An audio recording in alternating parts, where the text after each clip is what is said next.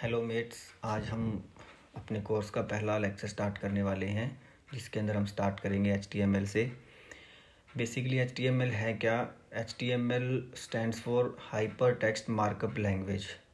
So basic मैं आपको relate करवाना चाहता हूँ कि हाइपर टेक्स्ट मार्कअप लैंग्वेज है क्या। जब आपने बेसिक सीखा होगा Microsoft Word, Excel, PowerPoint, वहाँ पे आपने एक टर्म जरूर सीखी होगी जिसके अंदर आपको एक ऑप्शन मिला होगा hyper text.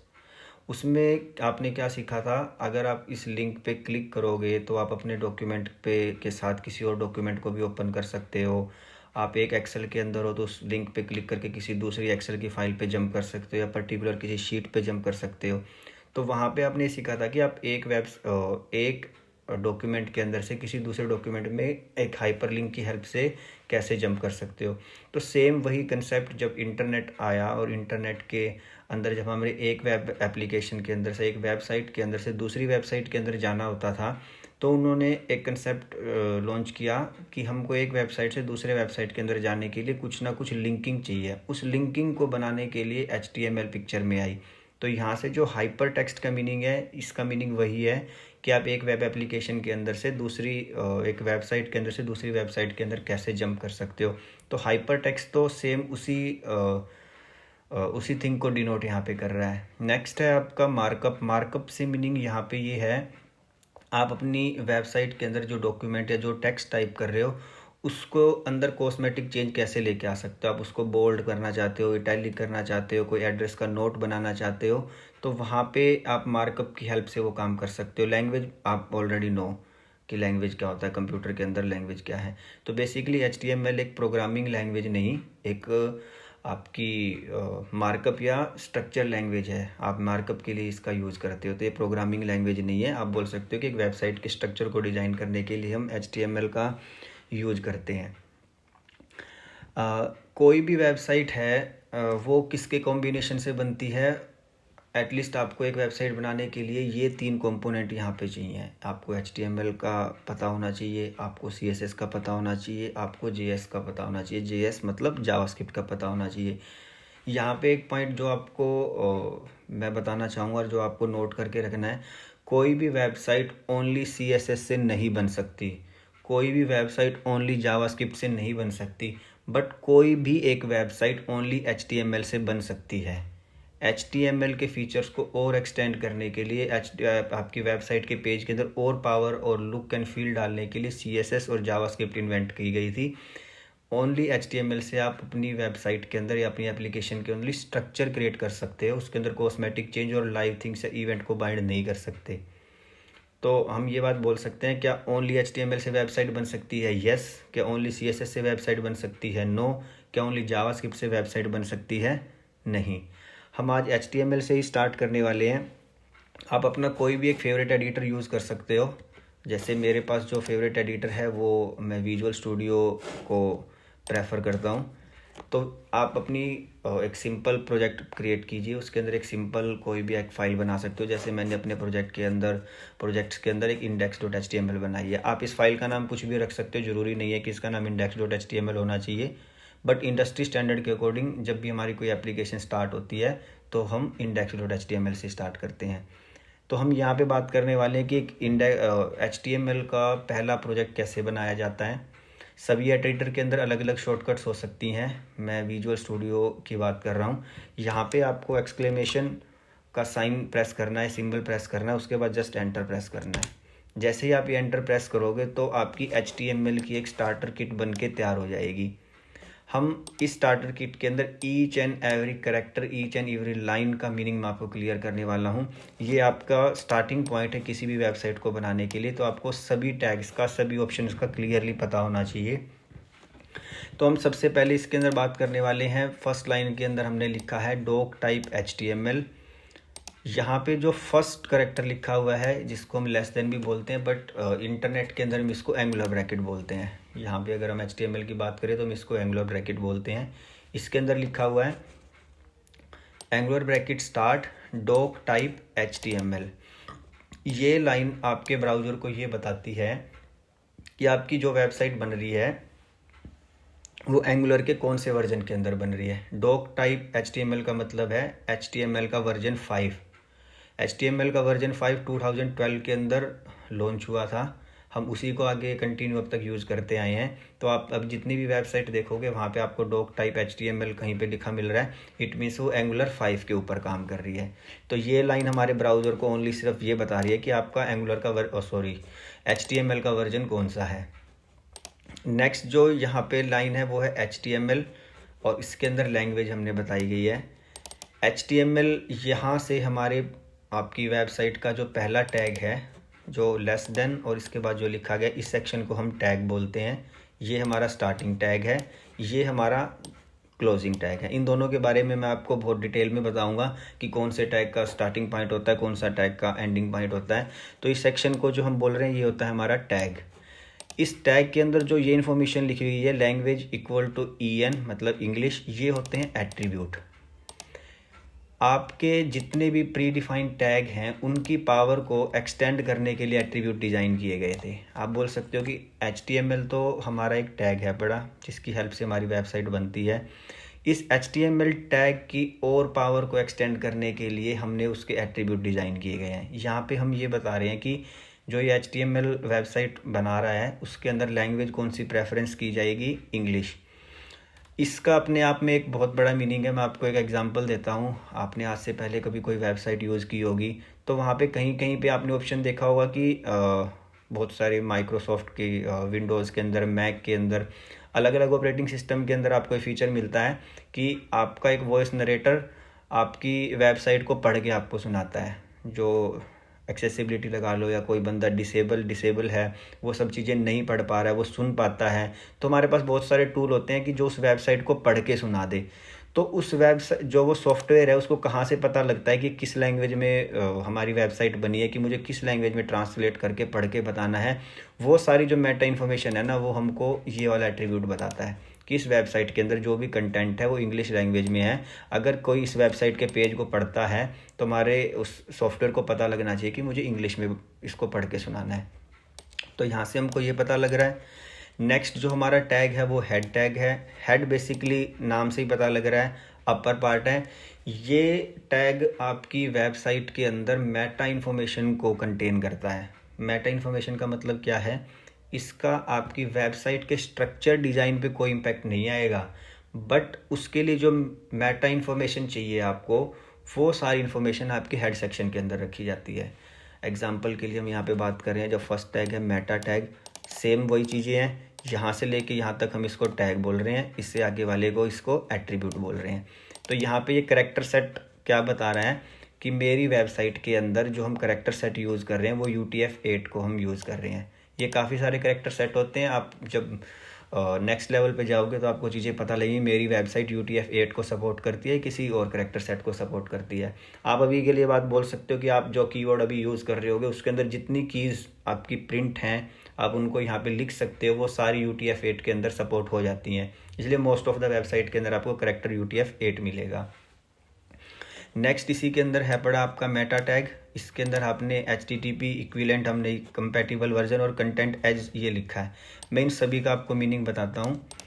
Less than Meta हमारा एक टैग HTML का एलिमेंट है, टैग है। उसके एट्रीब्यूट है HTTP EQIV इक्विवेलेंट, जो हमको ये बताता है कि जो मेरी वेबसाइट है वो इंटरनेट एक्सप्लोरर के एज वर्जन, आपने अभी तक मोस्टली जो वेब ब्राउज़र यूज़ किए होंगे वो सफारी यूज़ किया होगा, क्रोम यूज़ किया होगा, मोजिला यूज़ किया होगा, इंटरनेट एक्सप्लोरर भी यूज़ किया होगा। इंटरनेट एक्सप्लोरर थोड़ा सा ओल्ड वर्जन है, काफ़ी कम यूज़ होता है, लेकिन आप इस टैग की हेल्प से ये भी बता सकते हो कि मेरी जो वेबसाइट है वो इंटरनेट एक्सप्लोरर के पुराने वाले या कंपैटिबल वर्जन को भी सपोर्ट करे। ये इन्फॉर्मेशन हमको यहाँ से पता लगती है। नेक्स्ट जो टैग है वो मेटा टैग, जिसके अंदर एक एट्रीब्यूट है नेम, एक एट्रीब्यूट है कंटेंट। नेम का मतलब व्यू पोर्ट आप बेसिकली कंप्यूटर ग्राफिक्स में भी आपने पढ़ा होगा कि व्यू पोर्ट सेक्शन कौन सा होता है, कि वो एरिया जो मेरे को दिखाई देता है उसको व्यू पोर्ट बोलते हैं। तो यहाँ पे नेक्स्ट है इसके अंदर कंटेंट। इस व्यू पोर्ट के अंदर विड्थ क्या होनी चाहिए, जब मेरी वेबसाइट ओपन हो तो उसकी बाय डिफ़ॉल्ट विड्थ क्या होनी चाहिए, ये वो विड्थ होनी चाहिए जो मेरे एक्चुअल में मैं जिस भी लैपटॉप पे, मोबाइल पे, कहीं पे एक्सेस कर रहा हूँ उसकी फुल विड्थ का हमारे ऊपर कंटेंट दिखना चाहिए। इनिशियल स्केल 1.0, ये आप एग्जांपल के लिए ले सकते हो कि आपकी वेबसाइट का बाय डिफ़ॉल्ट स्केल साइज़ क्या होना चाहिए। हम डिफ़ॉल्ट 1.0 रखते हैं। आप इसको प्लस माइनस करके देख सकते हो कि आपकी वेबसाइट का जो साइज़ है वो जूम या जूम इन या जूम आउट हो जाएगा। नेक्स्ट जो सेक्शन है वो हमारा है डॉक्यूमेंट, सॉरी टाइटल टैग के अंदर हमने एक टेक्स्ट लिखा है। यहाँ आप देखोगे ना, जो ये मेटा टैग के अंदर इन्फॉर्मेशन जो लिखी गई थी वो इस एंगुलर जो ये वाली ब्रैकेट है इससे पहले लिखी गई थी, ये इसके बाद लिखी गई है। तो यहाँ पे आपको ये चीज़ ध्यान में रखनी है, जो टैग के अंदर की वैल्यू है वो इसका इनर पार्ट है, आप बोल सकते हो इसकी इनर HTML है। तो ये हमारी ये बताते हैं कि हमारी वेबसाइट का टाइटल क्या होगा। टाइटल का मीनिंग, आपने क्रोम यूज़ किया तो आपने देखा होगा कि आपकी वेबसाइट के अंदर आपको इन्फॉर्मेशन क्या मिलेगी। आप बोल सकते हो कि कोई, मैं एक टैब ओपन करता हूँ, let me open a new window for Chrome. Okay, यहाँ पे मैं बात करता हूँ google.com। तो यहाँ पे google.com ओपन करने के बाद जो ये एरिया है ये हमारा टाइटल बार है, यहाँ पे हमको जो टाइटल दिखाई देगा। अगर आप यहाँ पे कुछ और इन्फॉर्मेशन ओपन करते हो तो वो इन्फॉर्मेशन जो यहाँ पे दिखाई देती है बाय डिफ़ॉल्ट, अगर कोई पेज ओपन नहीं है तो यहाँ पे न्यू टैब दिखाई दे रहा है। अगर कोई वेबसाइट यहाँ पे ओपन है तो उसका जो टाइटल होगा वो हमको यहाँ पे दिखाई देगा। तो यहाँ से हमको ये पता लगता है कि हम जो टाइटल यहाँ पे लिख रहे हैं ये इन्फॉर्मेशन हमको वहाँ पे दिखाई देगी। जैसे ही हमारा हेड है, ये हेड का आप बोल सकते हो कि क्लोजिंग टैग है। उसके बाद ही हमारी बॉडी स्टार्ट हो रही है। बॉडी एक्चुअल में हमारे पेज का जो मेन कंटेंट एरिया है ना वो इस बॉडी के अंदर आएगा। यहाँ से आप बोल सकते हो कि आपकी वेबसाइट का पूरा स्ट्रक्चर स्टार्ट हो रहा है। उसके बाद जो हमारा नेक्स्ट सेक्शन आता है वो HTML को क्लोज़ करने का पार्ट आता है। यहाँ पे आपने अपनी वेबसाइट को यहाँ से स्टार्ट किया था लाइन नंबर 2 से, और लाइन नंबर 12 के ऊपर आके आपने इसको क्लोज़ कर दिया है। तो ये वो बेसिक HTML की इंट्रोडक्शन है जिससे आपको ये पता लगता है कि एक स्ट्रक्चर हम पेज वेब ऐप का या वेब एप्लीकेशन का बनाने जा रहे हैं तो हम यहाँ से स्टार्ट कर रहे हैं। इसके अंदर ईच एंड एवरी एलिमेंट का आपको मीनिंग मैंने बताया है, एक एक एट्रीब्यूट का आपको मीनिंग बताया है। नेक्स्ट जो स्टेप है, हम इस पेज को एक्चुअल में हम रन करके देखते हैं कि ये तो हमने कोड लिखा है, ये कोड लिखने के बाद आपका एक्चुअल इम्पैक्ट कहाँ पे आएगा। इसको करने के लिए आप सबसे पहले इस फाइल को ओपन कर लो। आपको इसको ओपन करने के लिए ओपन कंटेनिंग फोल्डर में चले जाओ। यहाँ पे हमने जो फाइल का नाम रखा है ये हमारा वो जो फाइल है index.html। इसको आप राइट क्लिक करके अपने फेवरेट ब्राउज़र में ओपन कर सकते हो। लेट्स से मैं गूगल क्रोम में ओपन कर रहा हूँ। तो यहाँ पे आपने जो लिखा है वो इन्फॉर्मेशन यहाँ पे प्रिंट हो रही है। अभी तक हमने अपनी बॉडी के अंदर कुछ नहीं लिखा था, ओनली टाइटल लिखा था, तो ये डॉक्यूमेंट हमारा वो वाला टाइटल है। अगर मैं इस टाइटल को यहाँ पे चेंज कर देता हूँ, मैं लिखता हूँ this is my first home page and इसको सेव कर देता हूँ, और ब्राउज़र में जाके मैं अगर इसको रिफ़्रेश करता हूँ तो मेरा यहाँ पे टाइटल चेंज हो जाएगा। ये जो टाइटल है ये यहाँ से इम्पैक्ट कर रहा है। आप बॉडी के अंदर आप कुछ भी लिखते हो, मैंने यहाँ पे लिखा, सपोज करो मैं एक HTML का टैग स्टार्ट कर रहा हूँ। आपको ये सब टैग की लिस्ट मैं आपको बताने वाला हूँ कि कौन से आपके टैग HTML के अंदर अवेलेबल हैं, कौन कौन से आपके फेवरेट टैग होने चाहिए, कौन कौन से ऐसे टैग हैं जिनकी हेल्प से हम कोई भी एक वेबसाइट को कंप्लीट बना सकते हैं।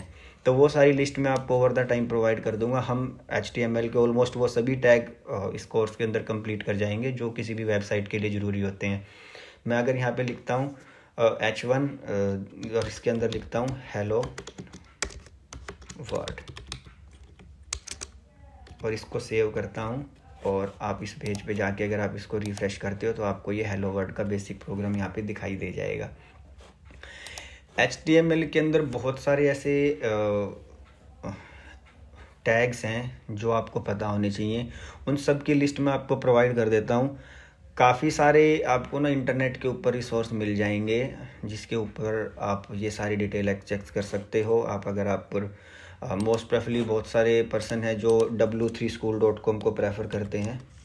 यहाँ पे आपको HTML की सारी इन्फॉर्मेशन मिल जाएगी, यहाँ पे आप सारा HTML के बारे में सीख सकते हो। बट मेरी प्रेफरेंस ये है एज़ पर माय एक्सपीरियंस, और जो मैंने लास्ट हिस्ट्री पे काम करके देखा उससे मेरे को जो एक वेबसाइट मिली है, वो जो मैं आपके साथ ये रिसोर्स शेयर करने वाला हूँ, ये सच में आपके लिए लाइफ चेंजिंग होगा। यस, मैं लाइफ चेंजिंग एक वर्ड यूज़ कर रहा हूँ। अगर आप इस डॉक्यूमेंट को फॉलो या इस वेबसाइट को फॉलो करते हैं, आई कैन डबल श्योर कि आप वो सारी इन्फॉर्मेशन यहाँ पे एक ही जगह पे आपको मिल जाएगी। आपको ओवर द नेट इधर उधर जाने की ज़रूरत नहीं है। वो वेबसाइट है आपकी dev docs आपको इस वेबसाइट को ओपन करना है। ये आप बोल सकते हो कि आपके लिए एक ट्रेजर है, एक खजाना है, जिसके अंदर आपको वो सारी चीज़ें मिल जाएंगी जो एक डेवलपर को इनिशियल टाइम पे एक स्ट्रक्चर वे में चाहिए होती हैं। अगर आप यहाँ से HTML, CSS, जावास्क्रिप्ट सब कुछ सीखने को मिलेगा। ईच एंड एवरी एलिमेंट के बारे में आपको ओवर द टाइम बताऊँगा। ये हमारे HTML के सारे वो एलिमेंट हैं जो यहाँ पे लिखे हुए हैं। यहाँ पे अगर हम इसकी बात करते हैं तो 138 हमारे HTML के एलिमेंट होते हैं, 178 टोटल यूनिक एट्रीब्यूट हैं, मिसलेनियस कौन से हैं, ऑब्सोलेट कौन कौन से हो चुके हैं, जावास्क्रिप्ट, ये सब इन्फॉर्मेशन मिलेगी। बट अभी हम HTML के अंदर बात करने वाले हैं। HTML के अंदर पहले वेरी फर्स्ट मैं आपको ये बता दूँ, इस वेबसाइट के URL को आप अपने पास एक बुक मार्क करके रख लो। Next throughout the course हम इस URL के ऊपर से इवन जो इन्फॉर्मेशन हमको चाहिए वो यहाँ से कलेक्ट करके उसके ऊपर हम प्रैक्टिकली वो सारी चीज़ें देखने वाले हैं। यहीं से हम जैसे हम बात करें कि मैं जो अभी हमने एग्जांपल लिया था एक एलिमेंट, जिसके अंदर हमने अपनी वेबसाइट के अंदर ना एक सिंपल एग्जांपल लिया था H1 हेलो 1, जिसका मतलब होता है हेडिंग 1। अब इसके बारे में मैं आपको प्रैक्टिकल एग्जांपल भी देता हूँ और आपको वो चीज़ भी बताता हूँ कि आप इसके बारे में कहाँ से पढ़ सकते हो। H1 के कौन कौन से एट्रीब्यूट हो सकते हैं जो इसकी पावर को एक्सटेंड कर सकते हैं, वो सारी इन्फॉर्मेशन हम ना इस वेबसाइट पे देख सकते हैं। जैसे एलिमेंट के अंदर ना मैं H1 को यहाँ पे फाइंड आउट करता हूँ। हाँ, यहाँ पे लिखा H1, H2, H3, H4, H5, H6। तो अगर आप बात करें हम एंगुलर के अंदर हेडिंग एलिमेंट H1 से H6 ही होते हैं। अगर आप H7 लिख दोगे HTML आपको एरर नहीं देगा, बट उसके साइज़ पे भी कोई इम्पैक्ट नहीं पड़ेगा। मैं आपको एक एग्जांपल देता हूँ। ये हमारा जो पेज था, यहाँ पे हमने H1 के अंदर लिखा हुआ है। मैं इस पेज को रिफ़्रेश नहीं कर रहा हूँ, मैं इसी की ना एक कॉपी क्रिएट करके यहाँ पे रख लेता हूँ और यहाँ भी इसको ओपन करता हूँ। ये दोनों आपको ना सेम दिखाई दे रहे होंगे, राइट। अगर मैं इसकी हेडिंग को H1 से H5 पे लेके जाता हूँ तो आपको इन दोनों के बीच में जो हेडिंग के साइज़ में डिफरेंस आया है वो आपको यहाँ पे दिख जाएगा। मैंने H5 करके, ये मेरा होम पेज है, इसको मैं रिफ़्रेश नहीं कर रहा क्योंकि हम सेम पेज पे काम कर रहे हैं, सेम है। अगर मैं अब इसको रिफ़्रेश करता हूँ तो हेडिंग का साइज़ क्या हो गया, H5। अगर मैं यहाँ पे इसको H6 कर देता हूँ तो इसके अंदर इसका साइज़ और स्मॉल हो जाएगा। H1 मतलब लार्ज साइज़ है और H6 की तरफ हम यहाँ पे साइज़ हमारा कम होता जाएगा। मैंने इसको सेव किया, H6 पे इसको सेव किया, ये और छोटा हो गया। अगर मैं इसको H7 कर देता हूँ, HTML आपको कोई एरर नहीं देगा, लेकिन इसका इम्पैक्ट आपको ब्राउज़र पे दिखाई नहीं देगा। अगर मैं इसको रिफ़्रेश करता हूँ तो ये हमारा नॉर्मल जो हमारा फ़ॉन्ट का साइज़ है वो हो जाएगा, इसके ऊपर हेडिंग अप्लाई नहीं है।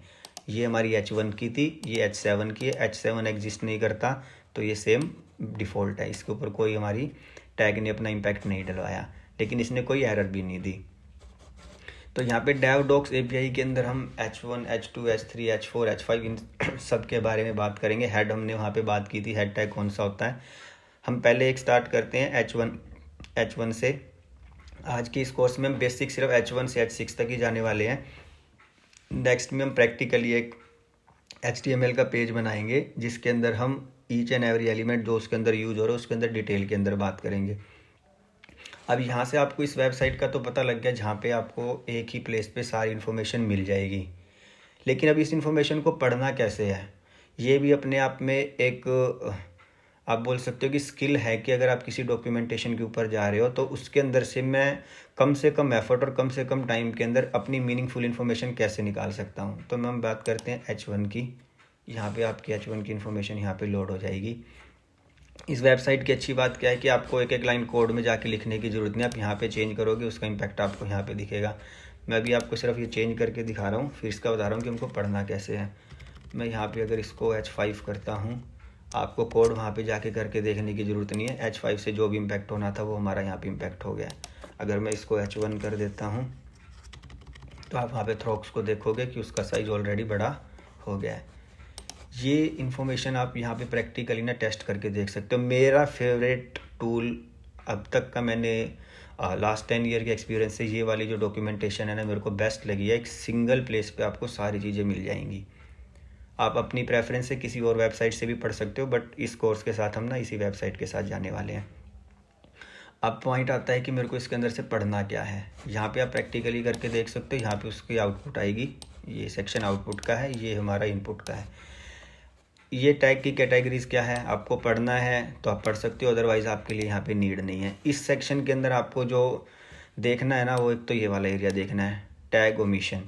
टैग ओमिशन का मतलब क्या है, क्या ये टैग मैंने जो स्टार्ट किया है क्या इसको क्लोज़ करना ज़रूरी है या इसको क्लोज़ करना ज़रूरी नहीं है। HTML के अंदर कुछ टैग ऐसे भी होते हैं जो सेल्फ क्लोज होते हैं। मैं आपको इसमें से एग्जांपल बताऊंगा कि सेल्फ क्लोजिंग टैग कौन कौन से हैं। आप इस लाइन को ध्यान रख के देख लो कि none both the starting and ending tag are mandatory. मतलब अगर आपने H5 स्टार्ट किया है तो H5 को क्लोज़ करना ज़रूरी है। इसके अंदर आप एक बार इसी सेक्शन से हम स्टार्ट करते हैं, और डिटेल में आपको तब समझ में आएगा जब आप इसको प्रैक्टिकली इम्प्लीमेंट करोगे।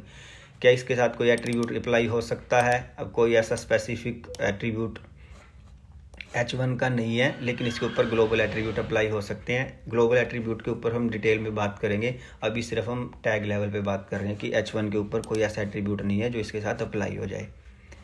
ऐसे ही आप H2 पे जाओगे, सेम इन्फॉर्मेशन मिलेगी आपको। अब हम जो पॉइंट देख रहे थे ना, यहाँ पे तो स्टार्टिंग और एंडिंग दोनों क्लास टैग जरूरी है, राइट। एक टैग है हाँ HR। अगर हम HR की बात करें तो ये हमारा टैग जो है ये सेल्फ क्लोजिंग टैग होता है। यहाँ पे आपने दिखा है ना HR, और इसके अंदर हमने क्या इन्फॉर्मेशन देनी है वो सारी इन्फॉर्मेशन ना आपको यहाँ पे मिल जाएगी। HR मतलब आप एक हॉरिजेंटल रो भी बोल सकते हो इसके अंदर। HR के अंदर ये ब्राउज़र की कंपैटिबिलिटी कौन कौन सी है, डेस्कटॉप में क्रोम इन सब पे चलता है, ये इन्फॉर्मेशन आपको यहाँ पे पता लग जाएगी इसी के अंदर। और ये देखो, ये टेक्निकल समरी में टैग ओमिशन में क्या लिखा है, it must have a start tag but must not have an and tag. यानी कि जो हमारा वो टैग है HR, ये आपके लिए स्टार्टिंग टैग तो होना ज़रूरी है बट एंड टैग होने की ज़रूरत नहीं है। तो बस इस पेज पे आके आप बेसिक इन्फॉर्मेशन ये पढ़ लो कि ये स्टार्टिंग चाहिए, मेरे को एंड टैग चाहिए या नहीं चाहिए, मेरे को इसे कौन कौन से ब्राउज़र के लिए कंपैटिबल होता है। अगर मैं यहाँ पे इसके अंदर कोड के अंदर चेंज कर रहा हूँ, HR लिख रहा हूँ, तो मेरा ये यहाँ पे क्या इम्पैक्ट आया है, अगर मैं इसको चेंज कर देता हूँ तो क्या इम्पैक्ट आएगा। ये सारी इन्फॉर्मेशन यहाँ पे अगर मैं HR को सपोज करो कि 2 टाइम लिख देता हूँ तो क्या होगा, आपकी 2 टाइम यहाँ पे इन्फॉर्मेशन रिपीट होगी, राइट। अगर आपको किसी लाइन के अंदर सपोज करो कि इसके बाद मेरे को ब्रेक देना है तो यहाँ पे BR भी एक ऐसा टैग होता है जो सेल्फ क्लोजिंग टैग होता है। मैं यहाँ पे जाके देखूँ तो यहाँ पे जहाँ पे मैंने BR लिखा है वो नेक्स्ट लाइन में हो जाएगा। HTML के अंदर आप अगर एंटर प्रेस करते हो, एस्केप सीक्वेंस में काउंट होता है, वहाँ से आप न्यू लाइन क्रिएट नहीं कर सकते। न्यू लाइन के लिए आपको ब्रेक रो करके एक टैग इंटीग्रेट करना पड़ेगा। यहाँ पे आप पढ़ सकते हो कि इसके अंदर बारे में कि टैग ओमिशन की है, स्टार्ट टैग होना चाहिए, HTML की इन सब को सपोर्ट करता है, क्या क्या स्पेसिफिकेशन है, कौन कौन से वर्जन को ये सपोर्ट करता है, ये सारी चीज़ें आप यहाँ से पढ़ सकते हो। अभी मैं इसी डॉक्यूमेंट के बारे में बता रहा हूँ। नेक्स्ट लेक्चर में ईच एंड एवरी टैग के ऊपर डिटेल में बात करेंगे किस एट्रीब्यूट का क्या मीनिंग होता है। जैसे अभी हमने इस डॉक्यूमेंट की बात करें तो हमने इसके अंदर ना एक हेड एलिमेंट देखा था, हम इसी की बात कर लेते हैं। हेड एलिमेंट के साथ आपने मेटा भी देखा था, टाइटल भी देखा था, या HTML टैग भी देखा था। हम वहीं से स्टार्ट कर लेते हैं जो वेरी फर्स्ट है। चलो HTML से स्टार्ट कर लेते हैं। यहाँ पे मैं HTML की ही बात करूँ, HTML एलिमेंट यहाँ पे आपको ये आप ग्लोबल लेवल का है, इसको एक बारी आप नेक्स्ट लेवल पे हम इसको चेक करते हैं। अभी आपके लिए थोड़ा चैलेंजिंग हो जाएगा। कोई एक और एट्रीब्यूट एंकर टैग उठा लेते हैं, इसकी बात करते हैं। सेम एंकर टैग जो हाइपरलिंक हमारा बनाने के लिए यूज होता था, जहाँ से हमने इस कोर्स की स्टार्ट की थी, वो हम यहाँ से हाइपरलिंक बना सकते हैं। जैसे ही मुझे एग्जाम्पल वेबसाइट पे जाना है तो यहाँ पे क्लिक करने पे मैं उस एग्जाम्पल वेबसाइट पे चला गया। ये सारी इन्फॉर्मेशन यहाँ पे है। अब इस एलिमेंट के एट्रीब्यूट कौन कौन से हैं, ग्लोबल एट्रीब्यूट को तो ये सपोर्ट करता ही करता है। उसके बाद इसके सेल्फ एट्रीब्यूट कौन से हैं, href। यहाँ पे देख रहे हो href लिखा है, href के बारे में बताया है। और यहाँ पे आप देख सकते हो कि एंकर टैग के साथ उन्होंने href को यूज़ भी किया है। तो जो ये सब डिटेल इन्फॉर्मेशन है ना, यहाँ पे आपको मिल जाएगी। और इस वेबसाइट को फॉलो करके मेरे को लगता है कि आप विद इन 3 वीक्स आप बोल सकते हो 20 और 30 डेज़ के अंदर ना HTML एक अच्छे लेवल तक सीख सकते हो। आपको बार बार इस वेबसाइट पे आने की बाद में नीड भी नहीं पड़ेगी, क्योंकि रिपीटेड टास्क की हेल्प से ही एक वेबसाइट बन जाती है। तो मेरा पॉइंट यहाँ पे एक आपके लिए एक पॉइंट है जो आपको नोट करके रखना चाहिए। इन डॉक्यूमेंट पे आके बार बार इनको याद करने की या इनके पीछे लगे रहने की ज़रूरत नहीं है कि यार मुझे ये भी पता होना चाहिए कौन कौन से एलिमेंट होते हैं, किस एलिमेंट का क्या यूज़ है। अगर किसी के साथ लगे रहोगे तो वो चीज़ आपको उतना जल्दी समझ में नहीं आएगी। बट अगर आप उस चीज़ की जितनी ज़्यादा प्रैक्टिस करोगे वो आपको उतनी ज़्यादा आ जाएगी। दोनों पॉइंट कॉन्ट्राडिक्ट कर रहे हैं। एक टाइम पे मैं ये बोल रहा हूँ कि ज़्यादा पीछे नहीं लगना, इसके समझ में नहीं आएगा, बट दूसरा मैं ये भी बोल रहा हूँ कि जितनी ज़्यादा प्रैक्टिस करोगे उतना ज़्यादा समझ में आएगा। तो यहाँ पे इस लाइन से बोलने का मेरा मीनिंग यहाँ पे ये है कि आपको यहाँ पे वो इन्फॉर्मेशन ज़रूर कलेक्ट कर लेनी है जो किसी वेबसाइट के लिए ज़रूरी है। सभी टैग्स को याद करने की ज़रूरत नहीं है। ओवर द टाइम जैसे नीड आएगी हम यहाँ से आके ढूंढ सकते हैं कि इस एट्रीब्यूट को लिखने का सिंटैक्स क्या है और उसका क्या यूज हो सकता है एक वेबसाइट के अंदर। तो ये सब इन्फॉर्मेशन थी जो हम इस कोर्स के अंदर, हमारा जो HTML का इंट्रोडक्शन कोर्स था। नेक्स्ट कोर्स के अंदर हम वो सब चीज़ें देखने वाले हैं कि एक सैम्पल पेज बना के कौन कौन से एट्रीब्यूट हमारे रिक्वायर्ड हैं, कौन कौन से एट्रीब्यूट की क्या वैल्यू है, वो सब चीज़ें हम इसके अंदर देखेंगे। अगेन मैं आपको बोल रहा हूँ, जो हमारी एक वेबसाइट है devdocs.element, ये आपके लिए काफ़ी हेल्पफुल होने वाली है, तो इसको प्लीज़ अपने बुकमार्क में सेव कर लें। आज के लेक्चर में इतना ही है। Thank you.